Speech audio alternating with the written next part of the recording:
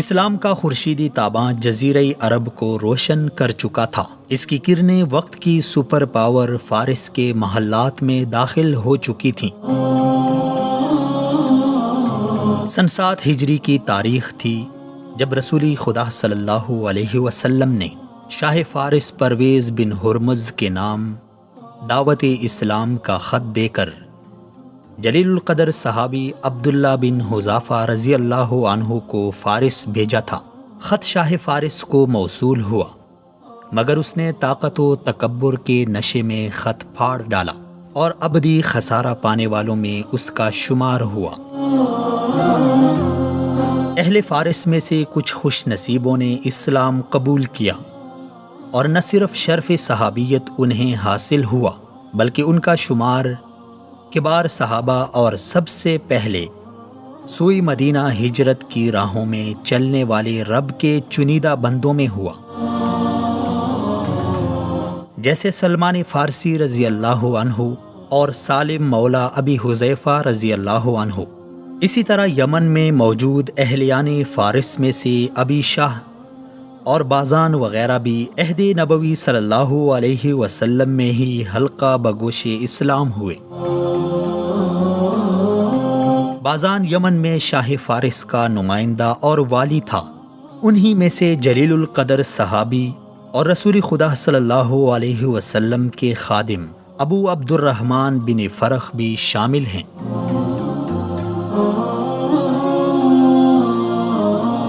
تب کا فارس اور آج کا ایران خلافت راشدہ اور خلافت امویہ میں اسلامی دنیا کے دیگر خطوں اور علاقوں کی طرح خلافت کے تابع ایک علاقہ رہا، جہاں شریعتی مطہرہ کے احکامات کی بجاآوری ہوتی تھی۔ مسلمان خوش و خرم عبادات و معاملات انجام دیتے تھے۔ ارباب علم و دانش علم شرعی اور فنون لطیفہ کی ترویج و اشاعت میں مشغول تھے۔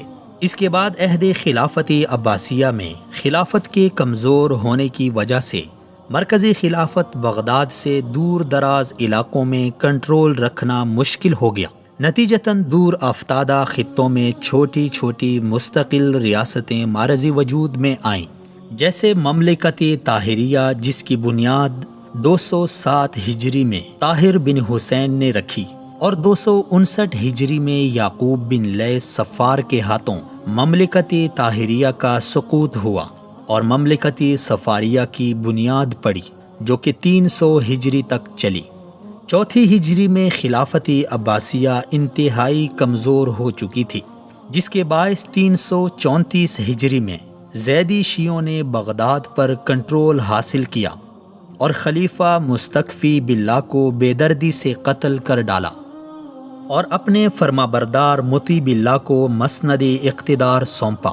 ان کے عہد میں شیعوں کی سرگرمیاں تیز ہو گئیں، ان کی دعوت عام ہوئی، ان کی تصنیفات اور تالیفات زیادہ ہو گئیں۔ چنانچہ کئی ایک شیعہ علماء پیدا ہوئے، جیسے کلینی، ابن بابویہ قمی وغیرہ۔ ان علماء نے کتابیں لکھی جو مذہب جعفریہ کی بنیاد بنی۔ 447 میں ترک سلجوقی سنیوں نے شیعی مملکت بویہیہ پہ حملہ کر دیا اور ایران کو دوبارہ سے اسلامی خلافت سے جوڑ دیا، یہاں تک کہ مشرق اسلامی میں تاتاریوں نے ہلہ بول دیا اور 656 ہجری میں سقوط بغداد ہوا۔ اس دوران کئی شیعہ علماء اور زعماء تاتاریوں سے جا ملے، خلافت کے خلاف ان کے اتحادی بنے اور انہیں مخبری کی۔ اسی سے اندازہ لگایا جا سکتا ہے کہ اہل تشیع کا تاریخ میں کس قدر گھنونا کردار رہا ہے۔ یہ وہ دور تھا جب شیعوں نے تاتاریوں کی وفاداری کے زیر سایہ ایران میں مختلف بدعات و خرافات کو فروغ دیا، اذان میں حی علی خیر العمل کا اضافہ کیا، خلفائے ثلاثہ کے ناموں کو خطبوں سے حذف کیا، سکوں پر حضرت علی رضی اللہ عنہ کا نام نقش کیا۔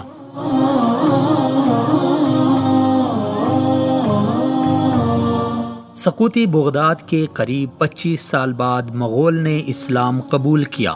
ان کی حکومت خدمتی اسلام میں مشغول ہو گئی، ایران دوبارہ سے اہل سنت کے ہاتھوں میں آیا۔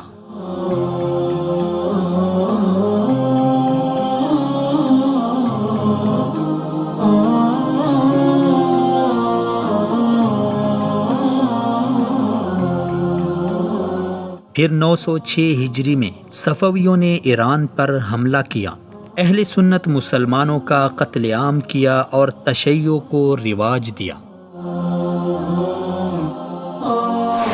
مختلف علوم و فنون میں اہل فارس کی بلند قامت علمی اور فکری شخصیات۔ اگر ہم گہری نظر سے علوم اسلامیہ کو دیکھیں تو ہمیں نظر آئے گا کہ تفسیر، حدیث، فقہ، تاریخ وغیرہ میں اہل فارس کی خدمات کا بہت اعلیٰ مقام ہے۔ ان میں علمی ستاروں کی ایک ایسی جرمٹ بھی ہے جس پر ہر مسلمان فخر کرتا ہے، جیسے امام ابو حنیفہ، امام بخاری، امام مسلم، امام نسائی، ابن ماجہ، امام غزالی، فخر الدین رازی، ابو اسحاق شیرازی، امام الحرمین جوینی اور سیبویہ رحمہم اللہ وغیرہ شامل ہیں۔ عہد اسلامی اسی طرح عروج و ارتقاء کی منزلیں طے کرتا جا رہا تھا کہ امت کو جمود نے آ گھیرا۔ اسماعیل صفوی کے ذریعے شیعی بیمار فکر نے ایران کو اپنی لپیٹ میں لے لیا۔ اجتہاد کی جگہ جمود، ترقی کی جگہ زوال و انحطاط اور کاہش و ادبار نے لے لی، اور اہل فارس کا عالمی اسلامی میں جو مقام تھا وہ کہیں کھو گیا۔ تاریکیاں اور ظلمتیں ان کا مقدر بنی۔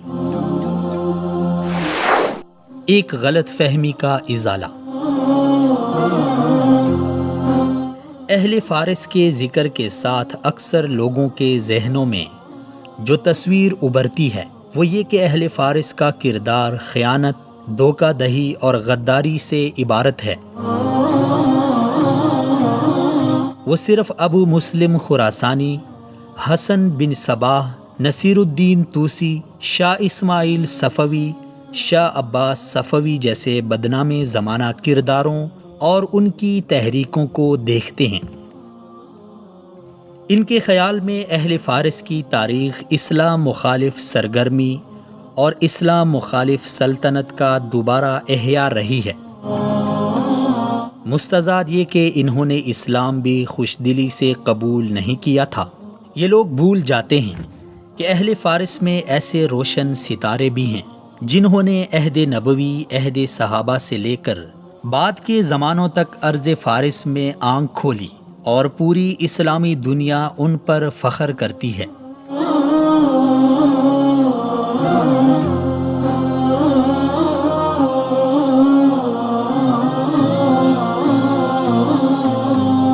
عہد اسماعیل صفوی اور شیعیت کا پھیلاؤ۔ مملکت صفویہ کی بنیاد شاہ اسماعیل صفوی کے ہاتھوں پڑی۔ یہ شخص انتہائی ظالم و جابر اور مکر کرنے والا تھا۔ اس نے ایران میں شیعیت کو سرکاری مذہب قرار دیا، عام لوگوں کو شیعیت اختیار کرنے پر مجبور کیا۔ اس کے سپاہی عام راستوں پر مسلمانوں کو روک کر خلفائے ثلاثہ کی شان میں نازیبا کلمات کہنے کا حکم دیتے۔ جو ابو بکر و عمر اور عثمان کو گالی نہ دیتا اسے قتل کر دیا جاتا تھا۔ اس جبر و تشدد سے تنگ آ کر ایران کے بہت سارے اہل سنت مسلمانوں نے ہندوستان، ترکستان اور خلیج کا رخ کیا۔ ان میں سے ایک بڑی تعداد سرحدی علاقوں میں جا بسی۔ یہی وجہ ہے کہ ایرانی سرحدی علاقوں میں آج بھی اہل سنت کی اکثریت ہے، مگر افسوس کہ اس کے پس منظر میں موجود اسباب و واقعات اور واقعات و محرکات پر کوئی نہیں بولتا۔ خلافت عثمانیہ کے خلاف صفویوں کے نصارہ کے ساتھ معاہدات۔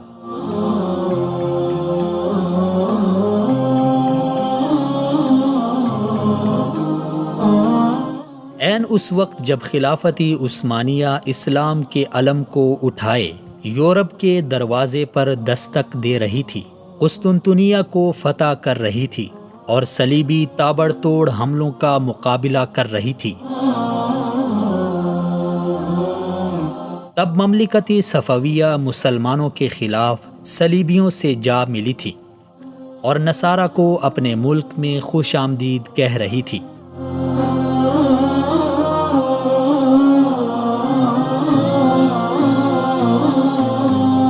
اسماعیل صفوی ہی وہ پہلے شخص ہیں جن کے کاندھوں پر چڑھ کر استعمار مسلم دنیا میں آیا اور آج تک کسی نہ کسی شکل میں موجود ہے۔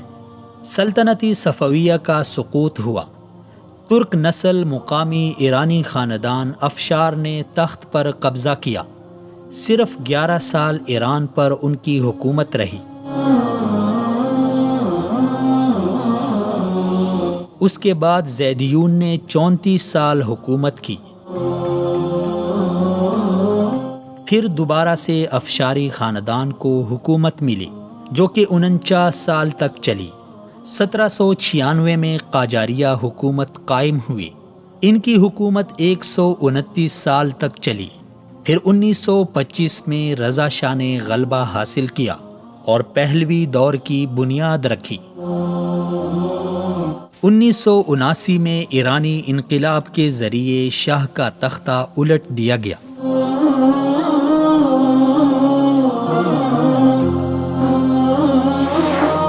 انقلاب ایران 1979 میں ایران بادشاہت سے اسلامی جمہوریہ ایران بن گیا، جیسا کہ انقلابیوں کا دعویٰ ہے۔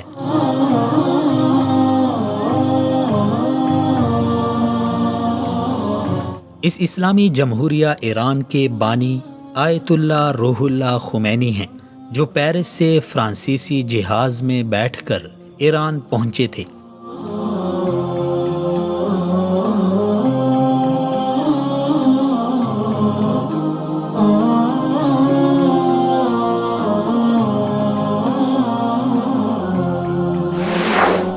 عہد انقلاب میں اہل سنت کی حالت زار۔ ایران میں اہل سنت کی مظلومیت کی تاریخ 500 سال سے بھی زائد عرصے پر محیط ہے۔ ایرانی قوم نے شاہ کے خلاف بغاوت کی تو تب بھی اہل سنت کو دوسرے درجے کے شہری سمجھا جاتا تھا۔ اس کی چند وجوہات تو یہ تھی کہ اہل سنت کی اکثریت غیر فارسی تھی، اسی طرح مرکز اور اہم شہروں سے دور تھے، اسی طرح اہل سنت کا شیعہ عقیدے کا مخالف ہونا۔ اہل سنت نے شاہ کے خلاف عوامی تحریک میں شمولیت تو اختیار کی، مگر وہ یہ بات اچھی طرح جانتے تھے کہ ان کی زندگی میں کچھ نہیں بدلنے والا۔ شاہ کی آمریت کے بعد وہ ملاؤں کی آمریت کے تسلط میں چلے جائیں گے۔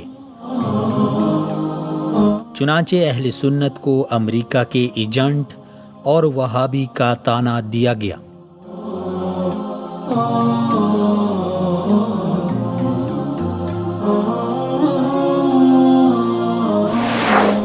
ایران میں اہل سنت علاقے اور قومیں۔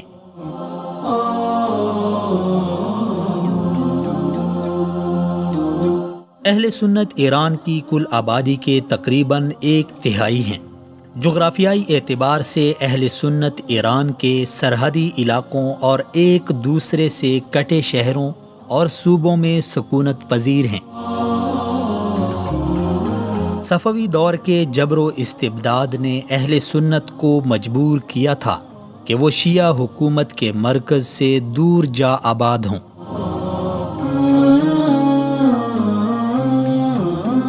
اہل سنت کی اکثریت کرد، بلوچ اور ترکمانی اقوام سے نسبت رکھتی ہے۔ اسی طرح ایران کا بلوچستان صوبہ، جس کی سرحدیں پاکستان، افغانستان اور عمان سے ملتی ہیں، اہل سنت اکثریتی صوبہ کہلاتا ہے۔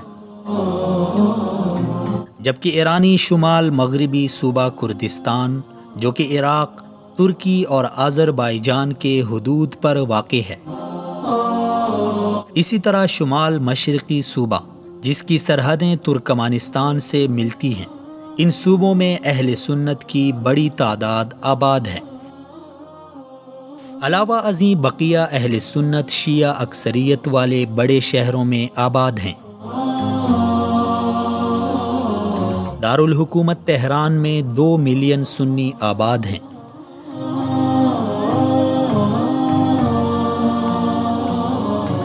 شیراز، اہواز، عربی، مشہد اور دیگر چھوٹے بڑے شہروں میں بھی اہل سنت کی آبادی ہے۔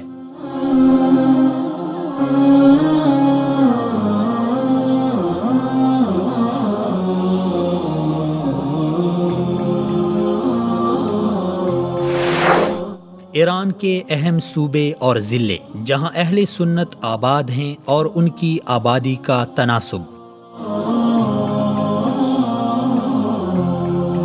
صوبہ کردستان، ایران کا شمال مغربی صوبہ، یہ انتظامی اعتبار سے 3 ضلعوں پہ منقسم ہے۔ ڈسٹرکٹ کردستان، اس کا صدر مقام سندج شہر ہے۔ یہاں کی اکثریتی آبادی کرد اہل سنت پر مشتمل ہے۔ یہاں کے مشہور اہل سنت شہر سقز، مریوان اور بانا ہے۔ ضلع آذربائیجان مغربی، صدر مقام آرومیہ شہر ہے۔ یہ ضلع ایران کے شمال مغرب میں واقع ہے۔ یہاں کی اکثریتی آبادی کرد اہل سنت ہیں، اور مہاباد و میاندو آب یہ 2 شہر اہل سنت کے مشہور شہر ہیں۔ ضلع کرمانشاہ، صدر مقام کرمانشاہ شہر ہے۔ اکثریتی آبادی کرد سنیوں پر مشتمل ہے۔ سنیوں کے مشہور شہر باوا، جوانرود اور روانسر ہیں۔ صوبہ کردستان میں مجموعی طور پر اہل سنت کی آبادی 8 ملین ہے۔ صوبہ بلوچستان، یہ صوبہ ایران کے جنوب مشرق میں واقع ہے۔ اس کا صدر مقام زاہدان ہے۔ یہاں کے اہل سنت بلوچ قوم سے نسبت رکھتے ہیں۔ اہل سنت کے مشہور شہروں میں سراوان، چابہار اور ایران شہر شامل ہیں۔ اس صوبے میں اہل سنت کی آبادی 8 ملین ہے۔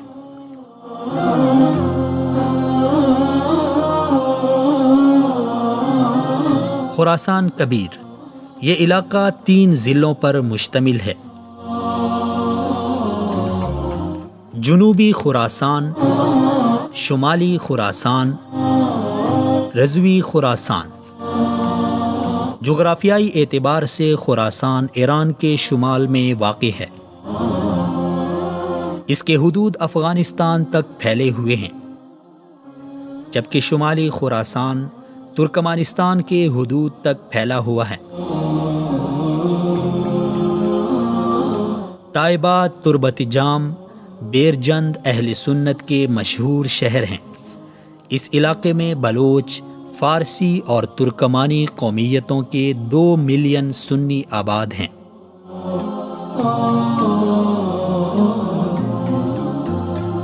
جنوبی ایران میں آباد اہل سنت، یہ علاقہ قدیم عربستان کا ایک حصہ ہے۔ جغرافیائی اعتبار سے خلیجی ممالک کے حدود پر واقع ہے۔ سلطنتی عمان سے کویت کے بحری حدود تک پھیلا ہے۔ اس علاقے کو بر فارس یا عرب فارس کہتے ہیں۔ یہ 3 ضلعوں پر مشتمل ہے۔ ضلع ہرمزجان، یہ ضلع جنوب سے کویت کے علاوہ دیگر خلیجی ممالک کے بحری حدود تک ملتا ہے۔ اس کے مشہور شہر بندر عباس، بندر لنجا، جزیرہ جسم، جزیرہ قیس وغیرہ ہیں۔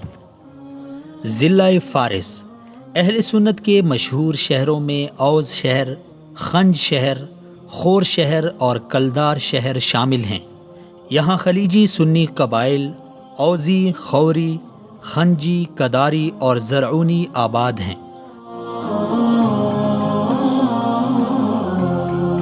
صوبہ ترکمان صحرا، بحر قزوین پر واقع ایرانی شمالی صوبہ ہے۔ یہاں کے مشہور شہر کلالہ، کمبد کاؤس اور بندر ترکمن ہیں۔ اہل سنت کی آبادی 2 ملین ہے۔ یہاں کے سنی ترکمانی قوم سے تعلق رکھتے ہیں، اگرچہ یہاں کچھ بلوچ سنی بھی آباد ہیں جو پرانے وقتوں میں مرکز میں شیعہ حکومت کے جبر سے فرار ہو کر یہاں پہنچے تھے۔ ضلع خوزستان یا اہواز، اس کا صدر مقام اہواز شہر ہے۔ یہ ایران کے مغرب اور جنوب مغرب میں واقع ہے۔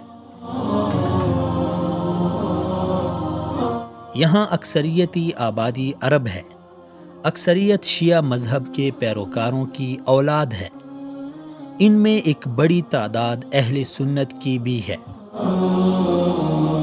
علاقہ توالش، یہ بحر قزوین کے مغرب میں واقع ہے۔ یہاں کے مشہور شہر تالش، رضوان اور اسالم ہے۔ یہاں 5 لاکھ سنی آباد ہیں۔ خلخال شہر، یہ علاقہ سنیوں کے علاقہ تالش سے متصل ہے، لیکن یہاں کی اکثریت ترک نسل ہے۔ یہاں اہل سنت کی آبادی تقریباً 1 لاکھ ہے۔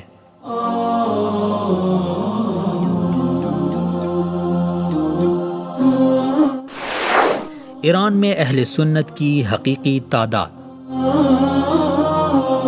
ایران کی مجموعی آبادی 80 ملین ہے، جن میں سے 20 ملین سے زائد اہل سنت ہیں۔ چونکہ ایران کی کردی، بلوچی اور ترکمانی اقلیتیں کل آبادی کی 20% ہیں، اس حساب سے اہل سنت کا تناسب 25 سے 30 کے درمیان بنتا ہے۔ یہی تعداد درست ہے، نہ کہ ایرانی حکومت کا جھوٹ، جن کا کہنا ہے کہ اہل سنت 10% ہیں۔ ایران اپنے مذموم مقاصد کے لیے حقیقی تناسب کو چھپا رہا ہے۔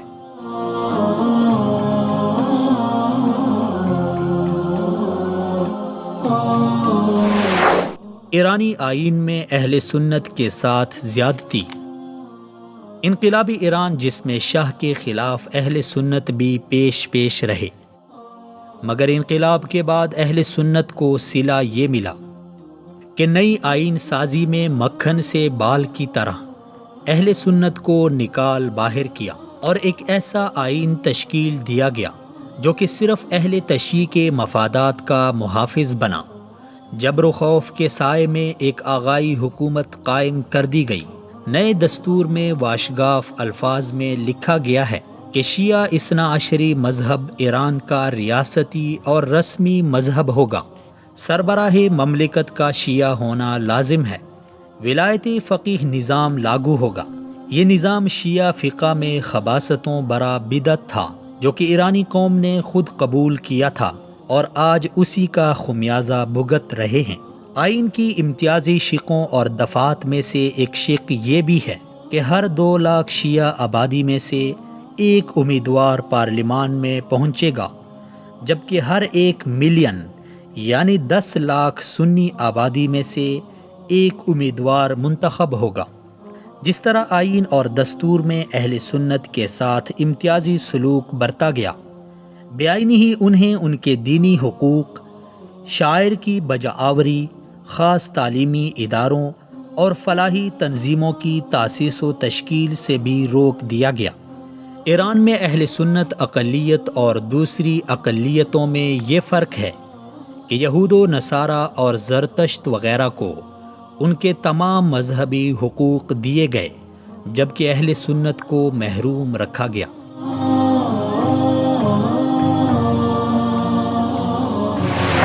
حکومتی اور سیاسی عہدے اور اہل سنت کی محرومیاں۔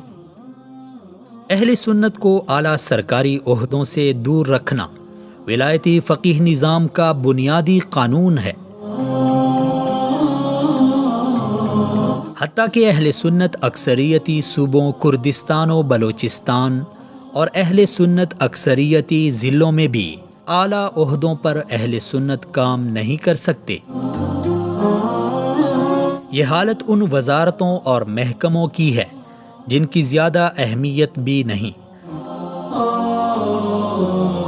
جبکہ وزارت خارجہ، وزارت داخلہ، خفیہ ادارے، فوج، دفاع، تعلیم اور تجارت ان میں تو چراغ لے کر ڈھونڈنے سے بھی کوئی سنی آفیسر نہیں ملے گا۔ آفیسر تو رہے ایک طرف، عام اور ادنا سا ملازم بھی ملنا مشکل ہے۔ اہل سنت پر ملازمتوں کے دروازے مکمل بند ہیں۔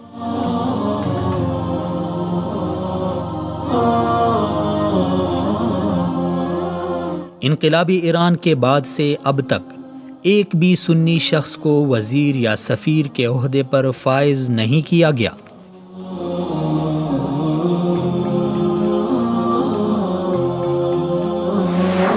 ایرانی پارلیمنٹ اور اہل سنت۔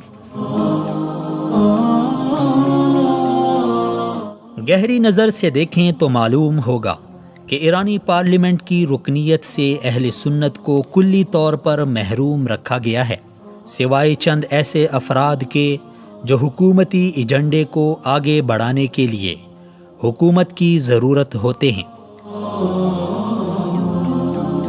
ایرانی پارلیمنٹ میں 300 نشستیں ہوتی ہیں۔ آبادی کے تناسب سے اہل سنت کے حصے میں 73 نشستیں آنی چاہیے، لیکن ان نشستوں سے اہل سنت کو محروم رکھا گیا ہے۔ صرف چند نشستیں اہل سنت کو دی گئی، ان کی آواز بھی نقار خانے میں طوطے کی چوں چوں کی مصداق بن کر رہ گئی ہے۔ اگر کوئی سنی رکن پارلیمنٹ سنیوں کے حقوق کی بات کرے تو اگلے انتخابات میں اسے NOC نہیں ملتی اور مختلف طریقوں سے اس کی تذلیل و اہانت کی جاتی ہے، اسے جیل بھیج دیا جاتا ہے۔ جس طرح شیخ نذر محمد بلوچی کے ساتھ کیا گیا، اسے زندانوں میں ڈال کر اذیتیں دی گئیں، یا پھر دوسری بار انتخابات میں NOC سے محروم رکھا جاتا ہے، جس طرح ڈاکٹر جلالی زادہ کردی کے ساتھ کیا گیا، یا پھر مسعود ہاشم زئی کی طرح اسے شہید کیا جاتا ہے۔ ایرانی آئین اور حکومتی رویوں میں تضاد۔ اگرچہ ایرانی آئین اقلیتوں کے حقوق اور آزادی کی بات کرتا ہے، لیکن عملی طور پر ان دفعات پر عمل نہیں کیا جاتا۔ مثلاً آئین کی شق نمبر 12 کے مطابق اقلیتوں کو اپنے شاعر کی بجاآوری کی آزادی حاصل ہوگی۔ آئین کی شق نمبر 15 کے مطابق اقلیتوں کو مادری زبان بولنے اور تعلیم دینے کی آزادی حاصل ہوگی۔ آئین کی شق نمبر 26 کے مطابق مختلف تنظیموں کی تشکیل کی آزادی حاصل ہوگی۔ خلاصہ یہ کہ ایرانی آئین میں اہل سنت کے ساتھ انتہائی امتیازی سلوک برتا گیا ہے۔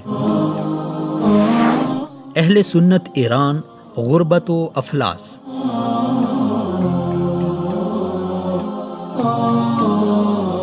یہ بات کسی سے مخفی نہیں کہ قدرتی وسائل اور معدنیات کے لحاظ سے ایران دنیا کا امیر ترین ملک ہے۔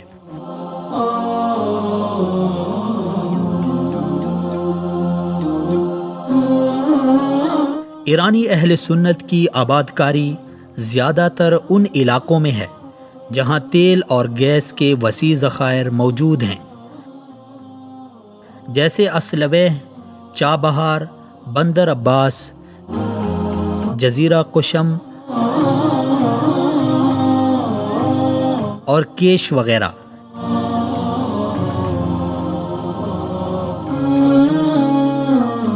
لیکن اس سب کے باوجود اہل سنت ایران کا سب سے غریب طبقہ ہے، اسے ہر طرح سے محروم رکھا گیا ہے۔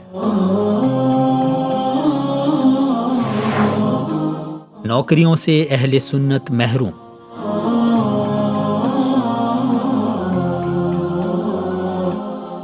اہل سنت جن کے پاس 70% ایرانی سرحدی علاقے ہیں، جہاں قدرتی ذخائر کے انبار ہیں، مگر اہل سنت اپنے ہی علاقوں کی پیداوار سے محروم ہیں، ان کے وسائل پر کوئی اور عیاشی کر رہا ہے۔ اہل سنت کے افراد بے روزگار ہیں، ان کے پاس نوکریوں کے مواقع نہیں ہیں، سیاسی، معاشی اور ثقافتی ہر لحاظ سے ان کا محاصرہ کیا جا چکا ہے۔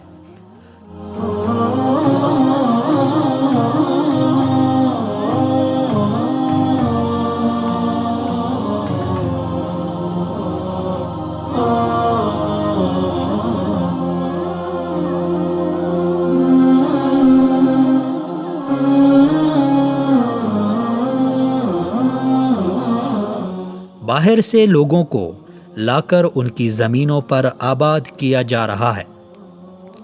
وہ اپنے ہی وطن میں اجنبی بن چکے ہیں۔ ان کی کوئی آواز نہیں ہے، ان کی کہیں بھی کوئی آواز نہیں سنی جاتی۔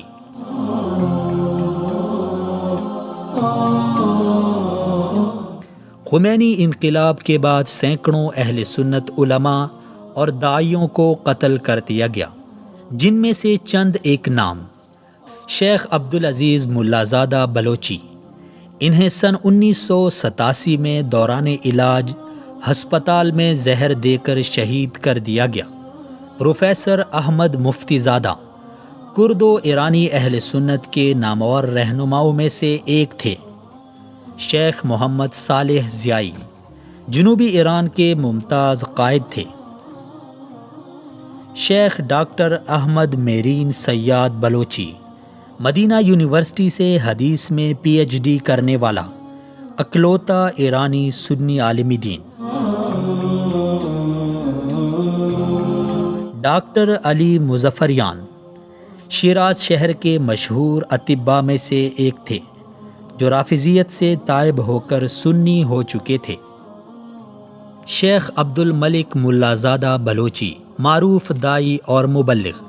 شیخ محمد ربیعی ضلع کرمان شاہ کے مشہور عالم دین۔ ڈاکٹر مولانا عبدالعزیز کاظمی خراسانی مدینہ یونیورسٹی کے فارغ التحصیل۔ شیخ ناصر سبحانی کردستان کے جید عالم دین۔ امیر حیاوی اہوازی اور شیخ علی دہواری، اسی طرح بے شمار اہل سنت علماء اور مبلغین اور جوانوں کو اغوا کیا گیا۔ انہیں بدنامی زمانہ جیلوں میں رکھ کر اذیتیں اور پھانسیاں دی گئیں۔ 2016 میں 35 سے زائد اہل سنت قیدیوں کو ایک ساتھ رجائی شہر کی بدنامی زمانہ جیل میں پھانسی کے پھندے پر چڑھا دیا گیا۔ ان قیدیوں کو قانونی چارہ جوئی کا موقع نہیں دیا گیا۔ ان کے معاملے میں انصاف کا قتل کیا گیا۔ اسی طرح صوبہ بلوچستان میں ایک گاؤں کے تمام اہل سنت مردوں کو موت کی نیند سلا دیا گیا۔ سنی مساجد اور مدارس کے خلاف ایکشن۔ ایران میں یہود و نصارہ اور زرتشتوں کے لیے تو کھلی آزادی ہے، وہ اپنے عبادت خانے بنا سکتے ہیں۔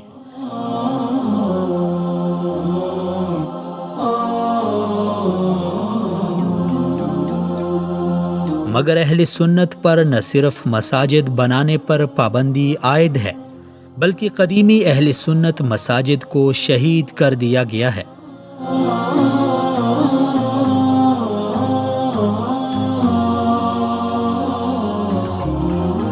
دارالحکومت تہران میں لوگ عید اور جمعہ وغیرہ پڑھنے کے لیے گھروں میں مصلی بنائے تھے، مگر حکومتی جبر اور سختی کے سبب وہ بھی ناممکن ہو کر رہ گیا ہے۔ یہاں تک کہ تہران میں قائم پاکستانی اور افغانی سفارت خانہ، جہاں نماز جمعہ وغیرہ ہوتی تھی، انہیں بھی پابند کیا گیا کہ نماز کے اوقات باہر کے گیٹ بند کیے جائیں تاکہ کوئی ایرانی سنی داخل ہو کر نماز جمعہ نہ پڑھ سکے۔ ایرانی اہل سنت وہ مظلوم طبقہ ہے جو اپنے ہی وطن میں اجنبی ہیں، جن کے ساتھ جبر و استبداد اور ظلم و جور کا ہر طریقہ روا رکھا گیا ہے، جو اپنے ہی آباء و اجداد کی زمینوں میں تمام بنیادی حقوق سے محروم ہیں۔ تعلیم، روزگار، سیاست، ثقافت، ہر شعبے میں ان کا استحصال ہو رہا ہے۔ ان کی آزادیوں پر قدغن ہیں، ان کی زبان، ان کی آواز کو بند کر دیا گیا ہے۔ مگر آخر کب تک؟ تاریکی اور ظلمتوں بری اس رات کی روشن سحر تو ایک دن ہوگی، ظالم بھی اپنے انجام کو پہنچے گا، جبر کے سب ضابطے بکھر جائیں گے اور ایرانی اہل سنت کو ظلم و جبر، کٹھن استحصال اور ستم سے آزادی ملے گی۔